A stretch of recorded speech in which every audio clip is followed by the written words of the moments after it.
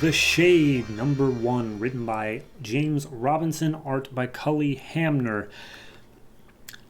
I don't know anything about The Shade. I think I mentioned that last week. But I did just finish reading the back of this trade, and it says that The Shade returns from Starman, which is a series I am vaguely aware exists.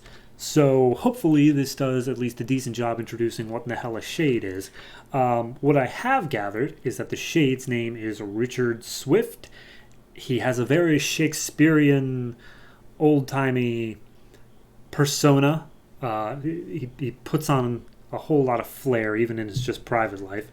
And he might have darkness powers. So this issue opens up with him and a blue guy with orange hair with a power gem in his chest named Michael or Mikal, Mikaal.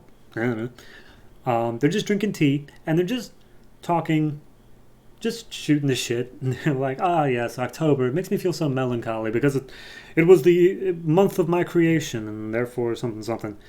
And Mikal's talking about like, do you think that people like us, people in our line of work could ever find love, could ever have children? And Shade's like, oh my, what brought on this wave of... And oh my god, they just keep talking like that the whole way through. But basically they just have a conversation about how,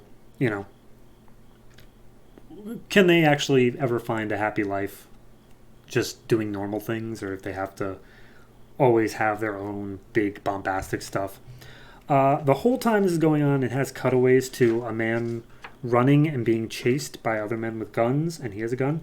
And then finally, at the end of this conversation, as they go downstairs to get some more tea, we see who it is. It is a private detective who's being chased off of rooftops. His name is William Von Hammer, and he is being chased by a cadre of Belgian assassins known as Les Diaboliques, who have like jetpacks and crazy guns and stuff like that. And they're trying to kill him. He doesn't know why, but he does know that they are the ones who will be dying tonight. He shoots one down and tries to get a name before the guy's jetpack explodes. The dude gives half a name of Cald, C-A-L-D, before explosion. And Von Hammer's first thought is that he has to warn the Shade.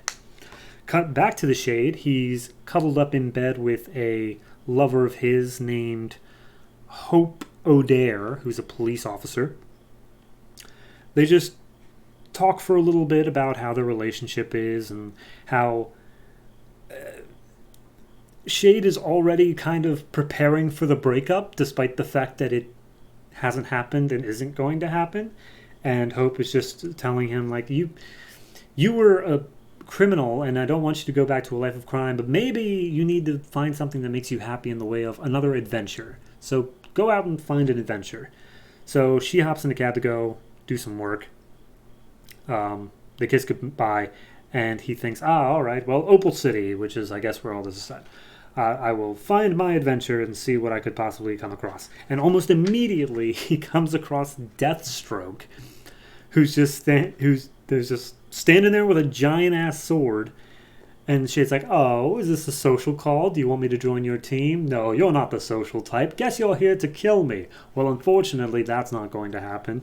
They start having a fight. Shade uses his darkness powers, and he breaks Deathstroke. And I mean breaks because it's actually a robot. The real Deathstroke comes out of hiding and chops off Shade's hands. He doesn't seem to be that perturbed by it, though, so I guess maybe that's just normal for him. But Deathstroke just keeps going, slashes him in the chest, and then cuts off his head while saying that it's nothing personal. And so the issue ends with Shade completely butchered, beheaded, and left for dead in this park as Deathstroke walks away. I wish I knew what was happening.